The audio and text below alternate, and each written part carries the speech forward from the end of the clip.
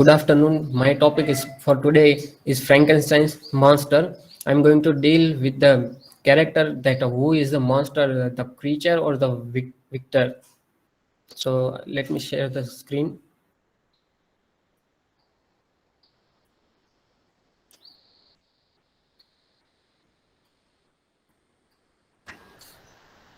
So I would like to ask a question regarding the definition.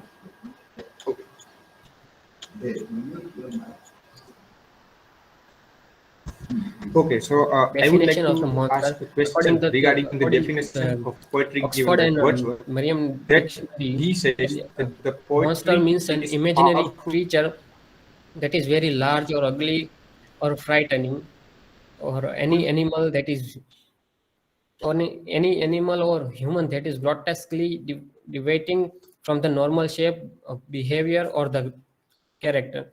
Biologically, the medical definition is that an animal or plant of abnormal form or structure is from marked malformation or the absence of the certain parts or organs.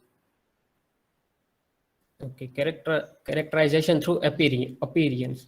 Box and Petrie mentioned that when we see a different character, we always uh, make a impression of that person when by the first appearance. So these critics are saying that we make certain assumption about about them because their facial features, how they dress, their physics, their manner, and many other moves they make, and that will become our first visual impression about that person. Characterization through actions in the novel, the character always do movements or action that could shape his or her characteristics. In novel about that um, monster and the victor, that how they are behaving, how they are looking in different sorts of things they are doing. Now, who is the monster I am talking about? So, in the novel, first of all, the creature is not a monster in the beginning of the novel, but at the end, he is becoming the monster. So, Dr. Victor Frankenstein and the monster are introduced by Mary Shelley in her novel Frankenstein in 1818. The monster is created by Victor Frankenstein in the England state, where he studied or experimented many different experiments with creating a life. Mary Shelley seems to be using monster as both product of modern science refusal and to accept the natural world as Victor's dark side. Emotion doesn't seem to have transferred them into the monster who has no idea how to deal with them. So first, Victor created him, and suddenly he got into the life. So he's like a newborn baby. So he doesn't know about anything about this world. So he can't feel any. He can't convey any emotion. So he's he's like a he's like a baby. So uh, it was Victor's duty to mothering him. So he tries to join regular society, but by the looks of it, the creature is very monstrous. So the normal people like us never accepted him. He looks in a mirror and realize he is ugly. So the behavior, so the normal people's behavior, so and the creature started thinking that he is really monstrous, seeking revenge. He kills Victor's brother and demand for a companion like his, so he won't be alone. So he started feeling alone. Then he demanded to Victor that he wants a companion. So Victor agreed to that and started making the female version of the creature. uh, So Victor, and then Victor thinks that if I made one monster and that he caused that much catastrophe, so what if I make the another one? So they will start making themselves, and then they will grow their species more and more, like it was happened in the robot movie. So the Chitty started making the robot or copy himself, and then he started destroying the city and his creator also. The creature torn between revenge and his natural impulse, monster is destined to be lonely and guilt over the death as he has caused. So he was thinking about taking revenge, so he started killing everyone, and at the end he found that Victor was also dead. So in a kind of a sense, it was the creature's victory, but although he was facing a kind of a suffering or misery. This is the quote that I viewed myself in the transparent pool. At the first, I started back, unable to believe that it was indeed who was reflected in the mirror, and when I become fully convinced that I was in reality the monster that I am, I filled with the bitter sensation of despondence and mortification. Film adaptation. So I'm talking about two different films. The first one is James Wells 1931, and the second one is Kenneth Bragg's Mary Shelley's Frankenstein. So Kenneth made the title Mary Shelley's Frankenstein instead of just Frankenstein, because he wanted this movie to make a more favorable to the novel.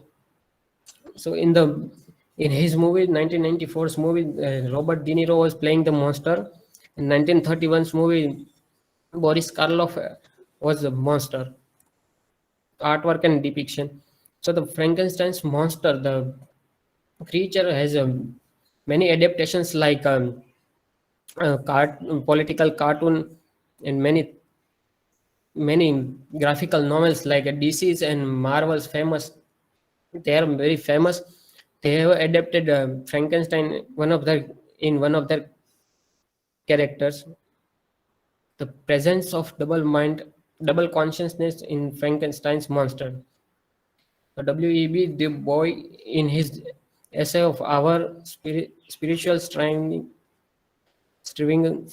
discusses the presence of double consciousness in African American culture. He reveals that African and Americans are forced to look at themselves through the eye of white majority because of the racism. He believes that the double consciousness make it increasingly difficult for American and African to assimilate into American culture because they are made aware of being different. The concept can be directly applied to the plight of the monster in Mary Shelley's Frankenstein.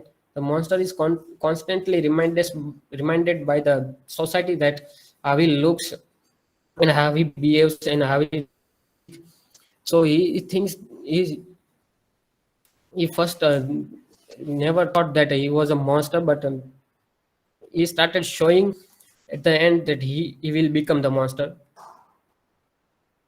These are the references.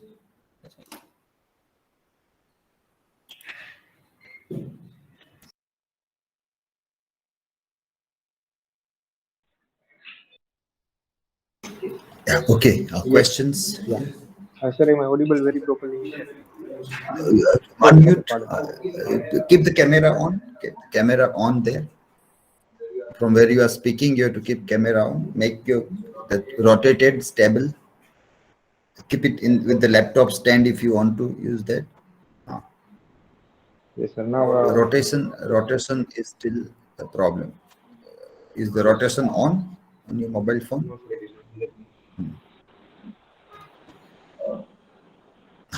okay. So, Come sir, in my a voice is proper clear. focus. Yeah. Can you see yourself there? Yes. Okay. Now you can ask. Okay. So, Nile, yes, in the slide it is talked that the monster, when he saw himself in the mirror, and he just got this you can say disdain that why, oh, I am a monster. That do you believe that I would like to ask a question that what is your opinion on the relation between beauty and confidence? So only if you want to be confident about yourself, then only you will become only then and then you are beautiful. So is it like that the monster feels that, oh, I am some kind of ugly person, that I will not have any kind of confidence, so he covers himself with that kind of clothes and cape behind. So do you think is there any connection between beauty and confidence in one's life? Thank you. So in our life it could be matter, but in monster's case he was just born, so he was like a baby, so he didn't know anything about the beauty or our cultural or anything. So in a sense we made him believe that this is beauty and this is monstrosity. So monster, definitely he will start to think that he is monstrous because we made him believe that.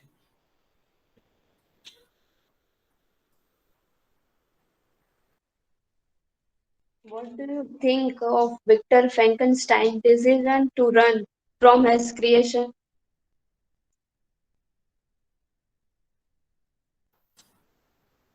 Okay, so first of all, I don't think there was any need to run from his creation. He could have made him like his son or anything like that, but he was very frightened of him. I don't know why he was frightened of him, but the monster started killing his family members. So absolutely, he will run, and then he started the thinking of getting revenge from the monster.